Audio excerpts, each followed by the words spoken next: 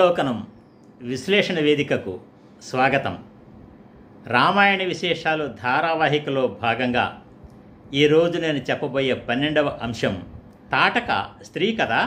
ఆవిడ్ని శ్రీరాముడు సంహరించడం ధర్మసమ్మతమా? శ్రీ మహావిష్ణువు మానవ రూపంలో రాముడిగా జన్మించడానికి ప్రధాన లక్ష్యం రాక్షస సంహారం. ఈ రాక్షస సంహార కార్యక్రమంలో రావణవధకు ముందే ఆయన చాలామంది రాక్షసులను సంహరించాడు. అందులో మొట్టమొదటిగా సంహరించింది కూడా తాటక అనేటువంటి రాక్షసినే. ఆవిడ స్త్రీ కూడా. ఇక్కడే కొంతమంది మన వాళ్ళు ఏమంటారంటే, ఎంత రాక్షసి అయినప్పటికీ తాటక స్త్రీ కదా, స్త్రీని సంహరించడం శ్రీరాముడి యొక్క పౌరుషానికి మచ్చ కదా అని అంటూ ఉంటారు. ఇక్కడ మనం ప్రధానంగా గుర్తుంచుకోవాల్సింది ఏమిటంటే, శ్రీరాముడు తాటకను సంహరించడం అనేది తన పౌరుష ప్రదర్శనం కోసం కాదు, రాక్షస సంహారం కోసం. అసలు తాటక ఎవరు? దీని గురించి నేను ఇంతకుముందు 11వ వీడియోలో చాలా స్పష్టంగా చెప్పాను. తాటక సంచరించేటువంటి ప్రాంతాన్ని మలద కరుష ప్రాంతము అంటారు. ఈ మలద కరుష ప్రాంతము పట్టణాలతోటి గ్రామాలతోటి చాలా చక్కగా ఉండేది పూర్వం ఒకానొకప్పుడు.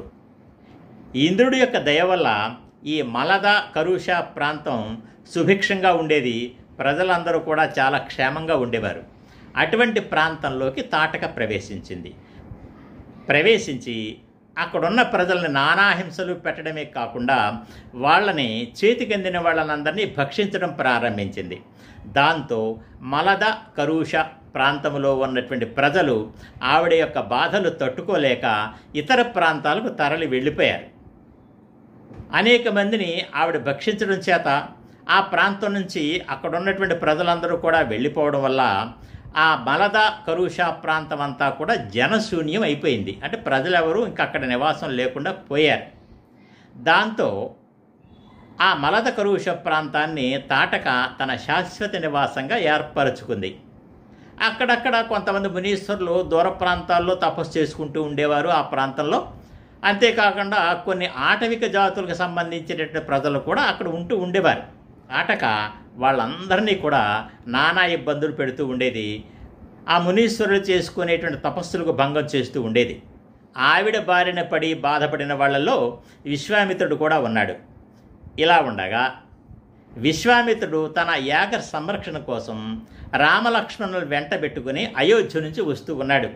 ఆ వచ్చేటువంటి మార్గ మధ్యలో ఈ మలద కరుష ప్రాంతంలో కూడా అడుగుపెట్టారు. ఆ అరణ్య మార్గం నుంచి వాళ్ళు ప్రయాణం చేయాలి. అలా వెళుతూ ఉన్నారు. వాళ్ళు అలా వెళుతూ ఉండేటువంటి సమయంలో వాళ్ళకి తాటక ఎదురైంది. అప్పుడు విశ్వామిత్రుడు ఆ తాటకను రామలక్ష్మణులకు చూపించి ఆవిడ యొక్క చరిత్ర అంతా కూడా వివరించి క్రూరాత్మురాలైనటువంటి ఆ తాటకను సంహరించమని శ్రీరాముడితో చెప్పాడు. అప్పుడు శ్రీరాముడు సంశయంతో గురువుగారిని ఒక ప్రశ్న వేశాడు. గురువుగారు, ఈవిని మీరు సంహరించమంటున్నారు, కానీ ఈవిడ స్త్రీ కదా, సంహరించడం ధర్మసమ్మతం కాదు కదా అన్నాడు. ఇవాళ మనం ఏదో మహా తెలివైన వాళ్ళమని శ్రీరాముడు స్త్రీని సంహరించడం తప్పు కదా అని మనకు మాత్రమే తోచినటువంటి ఆలోచనలాగా ఈ ప్రశ్న వేస్తూ ఉంటాం. కానీ ఆనాడు శ్రీరాముడికే వచ్చింది అనుమానం. దానికి విశ్వామిత్రుడు ఆ అనుమానం నివృత్తి చేశాడు. నాయనా, న స్త్రీవధకృతే ఘృణాకార్య నరోత్తమ చాతుర్వర్ణ్య హితార్థాయ కర్తవ్యం రాజసూనన. విశ్వామిత్రుడు ఏం చెప్పాడండి? నాయన రామ, ప్రభు అనేవాడు తన రాజ్యములో ఉండే 4 వర్ణాల ప్రజలను సంరక్షించాలి.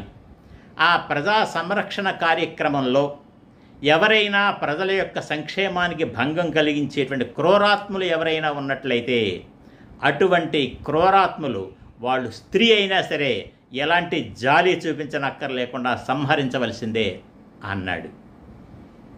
అయినప్పటికీ శ్రీరాముడికి మనసులో అనుమానం పోలేదు. ఇదేమన్నా ధర్మవిరుద్ధం అవుతుందా అనేటువంటి సంశయం ఉంది. అప్పుడు శ్రీరాముడి యొక్క మనసులో అంతర్గతంగా ఉన్నటువంటి సంశయాన్ని గ్రహించిన విశ్వామిత్రుడు, నాయన రామ, ఈ విషయంలో నువ్వేమీ అనుమానపడనక్కర్లేదు. ఘోర కార్యాలు చేసినటువంటి వాళ్ళని స్త్రీలైనా సరే సంహరించినటువంటి చరిత్ర గతంలో మనకి చాలా ఉంది. నీకొక 2 ఉదాహరణలు మాత్రం చెబుతాను, విను. మందర అనేటువంటి ఒక రాక్షస స్త్రీ ఉండేది పూర్వం. విరోచనుడి కుమార్తె ఈవిడ ఈ భూగోళాన్ని నాశనం చేయడానికి ప్రయత్నం చేస్తే ఇంద్రుడు ఆమె మీద ఎలాంటి జాలి చూపించకుండా సంహరించాడు. ఇంకొక ఉదాహరణ చెబుతాను. ఉషన అని భృగు మహర్షి యొక్క భార్య. ఈవిడ రాక్షసులను సంరక్షించటానికి, దేవతలను నాశనం చేయటానికి ఒక దృఢమైన వ్రతం చేయడం ప్రారంభించింది. అది గమనించిన శ్రీ మహావిష్ణువు ఆ ఉషనను సంహరించాడు. ఇందాక చెప్పాను కదా, ఆ ఉషన సాక్షాత్తు భృగు మహర్షి యొక్క భార్య. అంతేకాదు శుక్రాచార్యుడికి తల్లి అవుతుంది. శుక్రాచార్యుడు ఎవరు? రాక్షస గురువు కదా. అందుచేత రామ అధర్మ సహిత నార్య హతాహ పురుష సత్తమై, అధర్మ కార్యక్రమానికి పూనుకున్నటువంటి వాళ్ళు స్త్రీలైనా సరే విడిచిపెట్టకుండా సంహరించినటువంటి చరిత్ర మనకు ఉన్నది. కాబట్టి నువ్వు నేను చెప్పినట్టుగా చెయ్యి. తస్మాదేనాం ఘృణాం త్యక్త్వా జహి మచ్చాసనాన్ నృప అన్నాడు కొంచెం కఠినంగానే. ఈవిడి మీద ఎలాంటి జాలి చూపించనక్కర్లేకుండా కొట్టు, జహి సంహరించు, మచ్చాసనాన్ నృప, ఇది నా శాసనం అన్నాడు. ఇప్పుడు శ్రీరాముడి మీద 2 బాధ్యతలు పడ్డాయి. 1 ప్రజా సంరక్షణ చేయడం, 2 గురువుగారి ఆజ్ఞను శిరసావహించడం. అందుచేత శ్రీరాముడు తాటకను సంహరించడానికి సంసిద్ధమయ్యాడు. ఈలోగా తాటక వాళ్ళ మీద పడి దాడి చేయడానికి ప్రారంభించింది. ఆమెను ఏదో విధంగా అక్కడ నుంచి పంపించివేయటానికి, ఆవిడను భయపెట్టడానికి శ్రీరాముడు లక్ష్మణుడితో అన్నాడు, లక్ష్మణ, ఈవిడ ముక్కు చెవులు కోసి పంపించు అని. లక్ష్మణుడు ఆ పని చేశాడు కూడా. కానీ దానితో తాటక మరింత రెచ్చిపోయి తన మాయా విద్యల ద్వారా వాళ్లకు కనిపించకుండా ఆకాశ మార్గానికి వెళ్ళిపోయి అక్కడి నుండి రాళ్ల వర్షం కురిపించడం ప్రారంభించింది. అంతేకాదు అప్పటికి సాయంకాలం అయింది సమయం. మరి కాసేపట్లో చీకట్లు కూడా అలుముకోబోతున్నాయి. అప్పుడు విశ్వామిత్రుడు అన్నాడు, రామ, రాత్రి అయినట్లయితే రాక్షసులకు బలం పెరుగుతుంది. చీకట్లు పడి అంధకారం అలుముకుంటే ఈ తాటకను నిరోధించడం కష్టం. కాబట్టి కొట్టు అన్నాడు. దాంతో శ్రీరాముడు బాణప్రయోగం చేసి తాటకను సంహరించాడు. దీన్ని బట్టి మనకు అర్థమవుతున్నది ఏమిటంటే, సమాజానికి నష్టం కలిగించే దుష్ట కార్యక్రమాలు నిర్వహించేవాళ్ళు వాళ్ళు స్త్రీలైనా సరే సంహరించవలసిందే అని, వాళ్ళకి ఎలాంటి మినహాయింపులు ఇవ్వనక్కరలేదని రామాయణం మనకు చెబుతుంది. ధన్యవాదాలు.